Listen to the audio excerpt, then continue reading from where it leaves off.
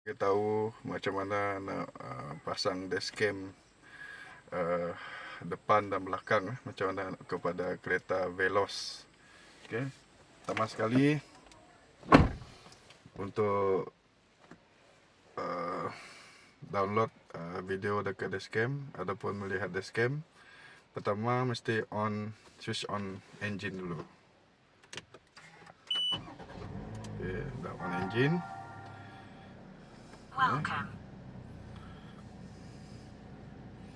Seterusnya untuk connectkan wifi, dekat sikit, kena tekan butang, dia akan cakap recording start. You kena tekan yang butang nombor 3 second sampai keluar lampu warna biru. Okey. Okey. Selepas lampu biru dia keluar, dan you kena buka Toyota apps, Toyota DVR apps dekat handphone. Apps ni cuma boleh dibuka bila you dah terima kereta lah, masa you buat delivery kereta. Masa awal delivery kereta, you cuma akan pasang untuk yang depan ni lah. Depan ni yang dashcam depan ni memang dia akan siap pasang lah.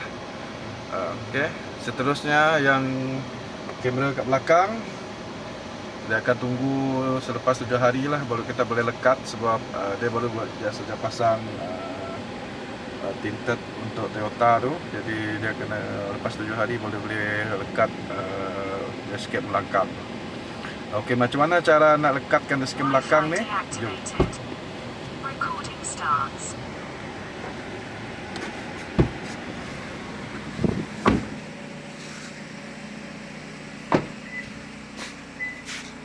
Okay. Ini adalah dashcam belakang. Okey. Untuk anda centerkan dashcam belakang ni, kamu kena buka apps dan tengok dekat live tu, dan kamu cek dekat position dia dekat rear camera. Okey. Apabila rear camera tu dia punya position tu dah betul-betul position yang kamu nak, betul-betul center, baru kamu boleh buka dia punya pelekat double tap tu dan kamu lekat saja. Okay. Itu saja. Jadi untuk kamu connect dengan wifi ni, seboleh-bolehnya jangan connect wifi kamu dengan player. Wifi itu memang khas untuk kamera saja, supaya apabila kamu on dengan connect wifi kamera, dia tak connect dengan wifi player. Okey, macam handphone saya memang khas connect kepada wifi kamera saja. Okey. Okay, ini adalah Veloz tahun 2026 lah. Okay. Veloz tahun 2026. Dan kerusi dah boleh dilipat lah. Boleh dilipat macam ni. Okay.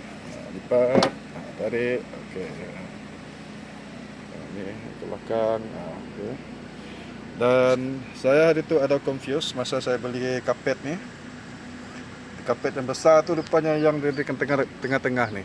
Jadi kamu kena buat lubang kat sini supaya lock untuk yang ini dapat lekat dekat sana. Okey.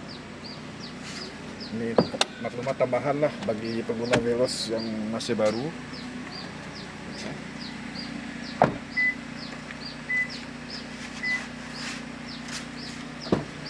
Okay. Jadi apabila kamu dah on wifi kat sini, jadi dia akan auto connect dengan handphone. Baru kamu buka Toyota apps dan cuba kamu connect kat situ. Baru kamu akan dapat footage dekat situ lah. Jadi untuk kamera Toyota ni, dia cuma akan record video selama 3 minit. 3 minit setiap satu sesi tu 3 minit dan 3 minit 3 minit. Jadi untuk kamu download video tu, kamu kena download 3 minit tu, sama dengan yang belakang dengan yang depan. Okay. Okey, itu saja untuk kamera, cara pasang kamera Veloz lah. Okey.